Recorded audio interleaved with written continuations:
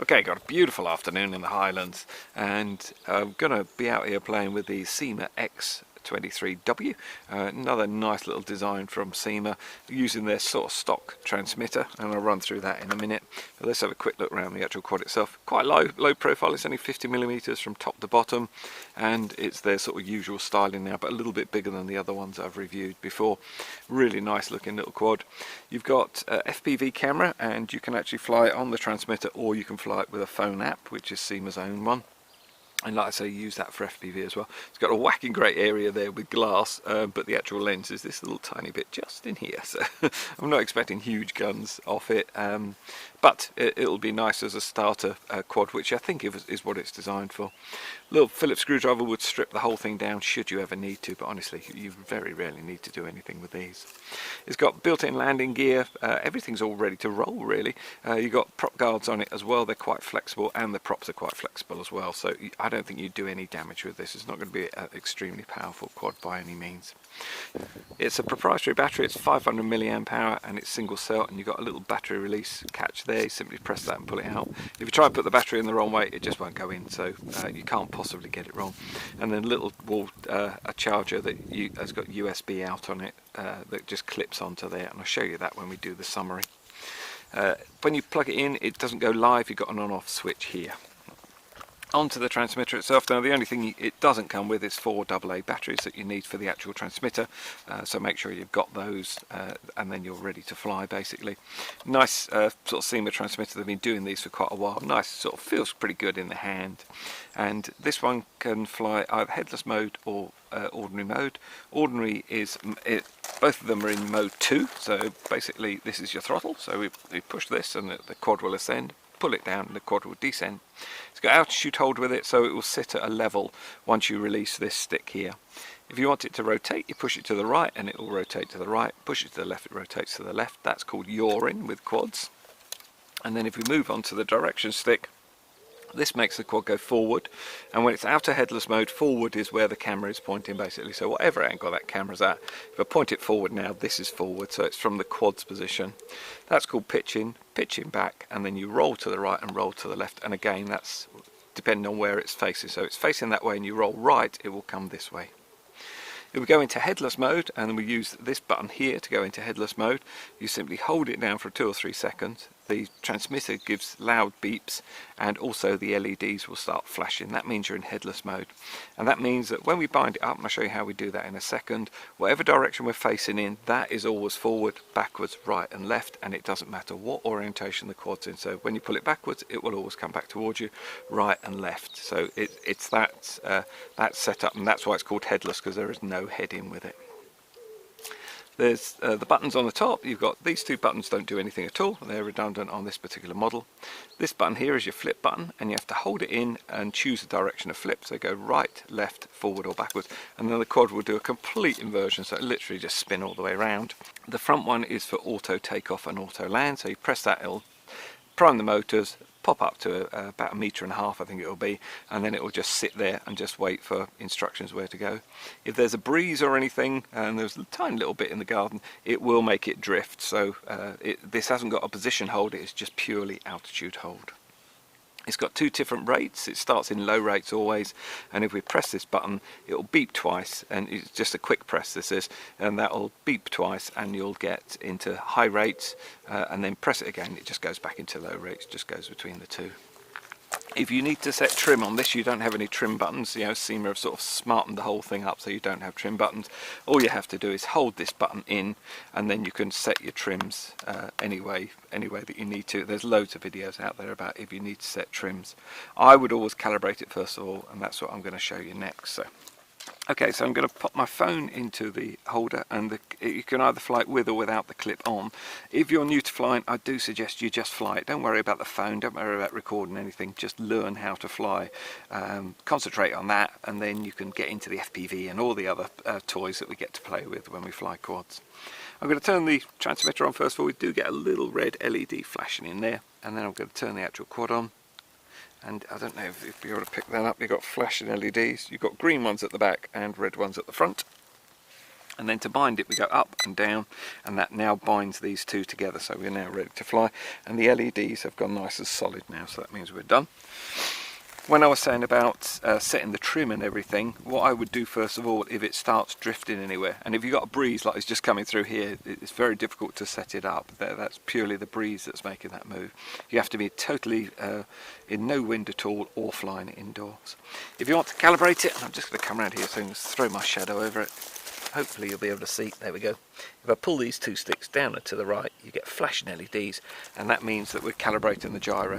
It must be set on somewhere flat, and don't move it while it's doing it, because it's literally telling the quad this is what level is.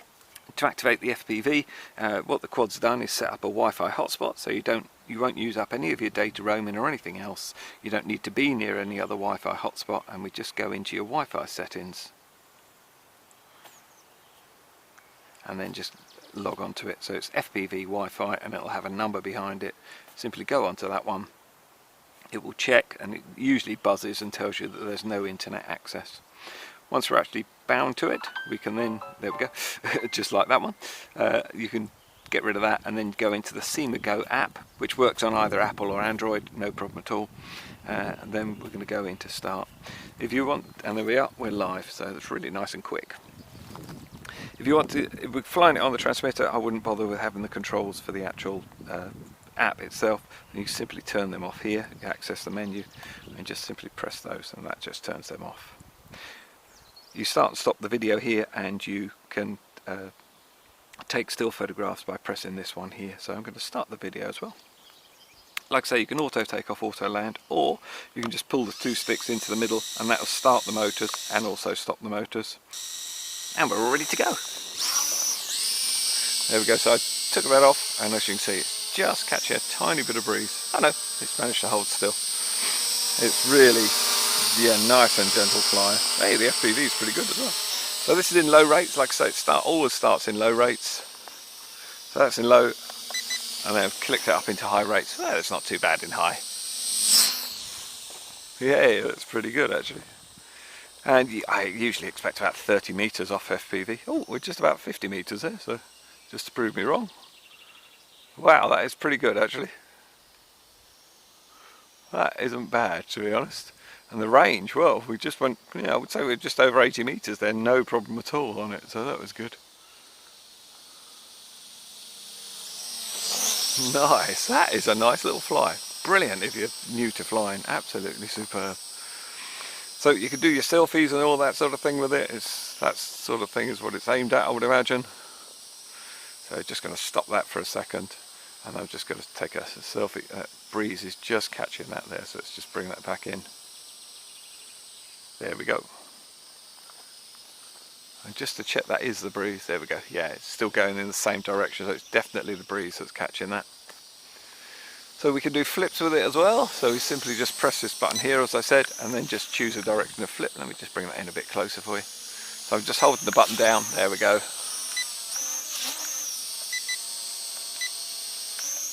And it will flip forwards, backwards, right and left. Auto land, simply press that and it will come into land. You can still choose the direction where you want it to land, and if you want to cancel the auto land, just give it some throttle. There we go, press that and you're up and away. Well, it's about a metre I suppose it's come up. So. And that wind's just, breeze is just catching it. Around the garden it just tends to get a bit of a move on. And that headless mode, so I think we were set up about that way. I'm just going to put it into headless. There we go. Yeah, so right is always to my right. There we go. Back towards me. So it doesn't matter what way I'm doing it. Oh, I think I'm actually set up. There we go. So that's forward, right and left. Yeah. It's where, oh, this one might be where you put it into headless mode. Sorry, I apologise for that. I'm going to take that off again. And let's just point it that way. And now if I go into headless. No, it is definitely, we were definitely where we took off from. The direction that we bound it in. So that's right, that's left. That's it. I thought for a split second there it did it after you'd taken off, which I'm very surprised if it did. So as you can see, it's not something I really enjoy, but some people like it. not really my sort of bag, I must admit. I'm going to take that off. That's it, the LED stopped flashing as well. So I think I'm going to stop that and I'm going to bring it in and we're going to fly it on the app, I think. But it's a really nice little flyer actually. Really nice, and I can do smooth controls with it. Even in high rates, that's still lovely for panning around and everything. And in low rate, it will be even better. Yeah, that's nice. Hey, very good. Syma have been doing this a little while. I think they're kind of getting the idea of it, to be perfectly honest. Okay, the other way of stopping is you can just literally pull the throttle off, and then when it realises it's not going down anymore, it will stop the motors. I'm going to stop the video and then restart it when we get going. I'm going to actually turn off the transmitter itself, and now we're just going to fly it on the phone. So turn on the controls, and we've got all the, I've done a video on how to use fly using an app, and I'll put a link down in the description for you. Basically all the controls are all exactly the same as what we had on there, and we've just got a couple of extra little toys here as well. So I'm going to do the auto takeoff. And this will have started in low rates, as you can see there, and it's usually even lower than what you get with a transmitter. So that's in full pitch. So yeah, it's not really going to do an awful lot. And that's in high rates. So still very flyable though. So you don't actually need to take the transmitter with you. You could just, whoa, that wind's getting quite strong. You could actually just fly it with your phone, and that's the idea of it, obviously. You got headless mode and everything else in here, and what it's also got in here, which if people know the channel, they know I'm not fond of it, but it's actually got a mission planner thing, so you can literally just tell it where to go and it'll follow you around. It will just follow wherever you've drawn this. You can still give it altitude and whoop. Wait. Now you can see why I really don't like this.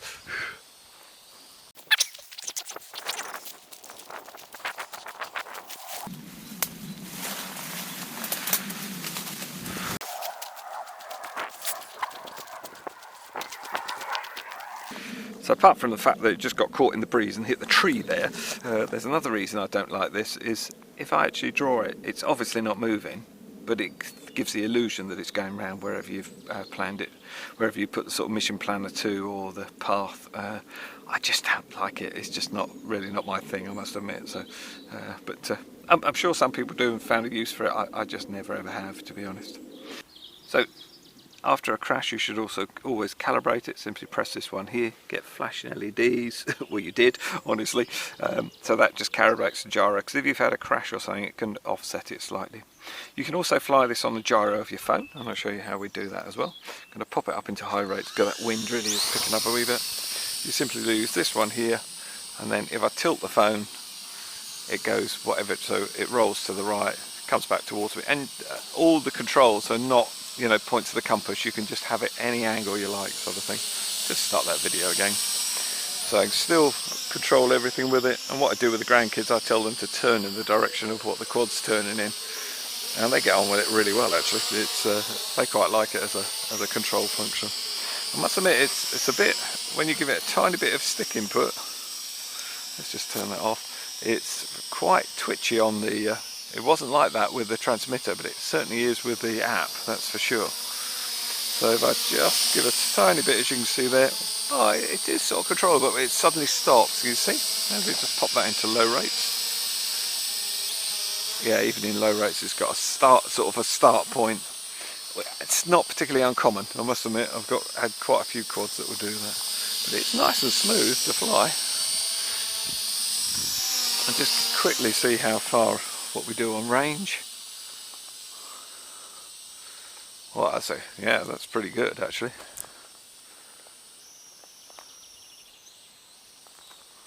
Yeah, that is pretty good indeed. Ah, it is coming back towards me. I was getting a bit anxious that it had actually lost signal there. So I would imagine you're looking at about 50 meters, and I would imagine it would they usually reconnect. I think that's what we just had there. That's why it sort of shot up a bit. Yeah, now we're back in full control.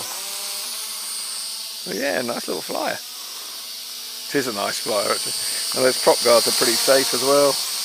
You're going to be pretty good with those. I don't think you'll do any damage, like I say, with those props or anything. And we're getting a heck of a long flight as well from such a little quad. Sometimes, you know, you're up 3 or 4 minutes, something like that, so that can be quite disappointing if you're new to flying. You want longer. Whee! It's really nice.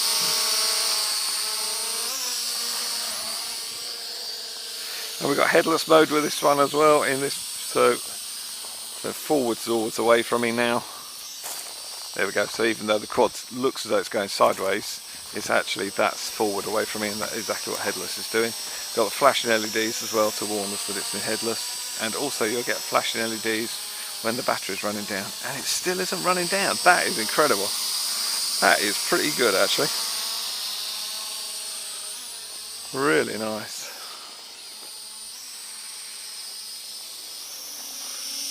That is pretty good little flyer actually. Yeah, the Wi-Fi drops out. That's quite normal with these sort of things. You can get quite a lot of drop out from them. And the lens angle isn't particularly wide either. So now we get flashing LEDs. Hopefully you can see that. I'll try and get it in the shadows. Oops. So when it actually goes completely out of power, it would just literally slowly come down to land. So I'll just literally run it out.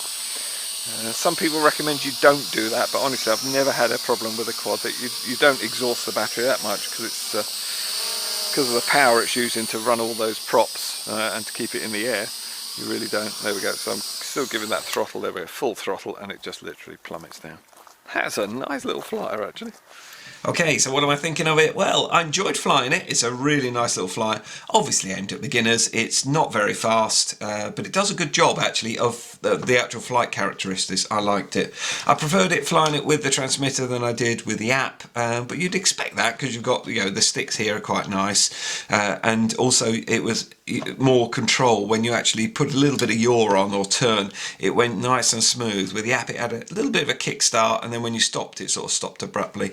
That's not really uncommon at this level. It does happen on some apps, so just the way it was. I thought slight disappointment was with the camera. I think because of this great big bit of glass here giving the illusion of something larger. They only say it's going to be a 640-480. That's exactly what it is, so you can't expect too much from it. But I did find it a little bit laggy in places, even on the recorded video. The FPV obviously drops out, and you get a bit of lag with that as well. That's to be expected with a sort of Wi-Fi system like this, and again at this price level as well. But I'm sort of brutally honest on the channel, so I'm just telling you as it is. The other thing I had with mine as a slight issue was the actual the video would just sort of stop randomly, so I had to restart it, but again I've had that on other models. If you had that as an issue, I would just get back hold of your supplier sort of thing, to be perfectly honest. So that's the way I would do it anyway. I can only review what I get given, and I'm honest on the channel, so that's the way I run it. So everyone has to put up with that either way really, I guess. The prop guards worked really well, and the LEDs are pretty good.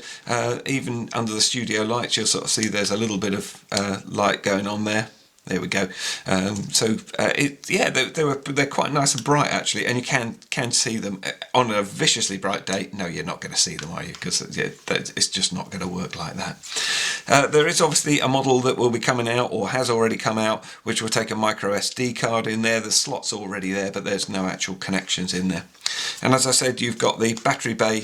You simply press this button to remove it. And the little charger they give you is unusual sort of setup. It's a clipped setup, but I've had a play with it, and it really does stay on there once it's clipped on, no problem at all. When you plug it in, it goes red, and when it's finished charging, the LED goes off, so you know it is just fully charged. And with a complete battery depletion, and I did run it to, I was nigh on 10-minute flight with it, which I was pretty impressed with for such a little quad. That's really good going. It does take about an hour and a half to charge up, so and you can plug it into your laptop, plug it in your car, power banks I use when I'm out and about, or you can use a little mains adapter as well. As long as you've got USB, it'll be absolutely fine. So all in all, as a flying experience for a beginner, I think it's pretty good. If you're wanting a camera bird, personally and honestly, I don't really think this is going to really cut the mustard there, but it does do a little record for you. I mean, that's what it's more aimed at, sort of thing. And it's quite a compact little thing. You don't need to assemble anything or do anything else with it. So I've enjoyed flying it. I hope you've enjoyed coming along on the flight with me, and I look forward to seeing you on the next one.